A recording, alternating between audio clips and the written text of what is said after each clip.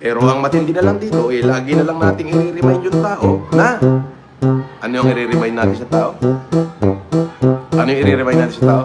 Na siya ay nag-endorso ng peking abogado, peking law firm, peking lawyer. Eto na, ang matagal nyo nang hinihintay. Eto, ilalabas ko na.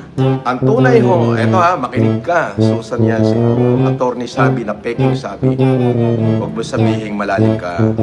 O eto, sasabihin ko na sa'yo. Ano yung sasabihin ko? Kilala ko na at alam na kung saan ka namin kukunin. Hindi ka na makakatakas. Okay? Bibigyan ka ng example. Okay? Ang tunay mong pangalan ay Susan Morin Yance. Yan ang tunay mong pangalan. Ginamit mo lang yung Attorney Lebiste, Attorney Villanueva, Attorney Sabien, kung ano-ano. Pero ang tunay mong pangalan, Susan Morin Yance.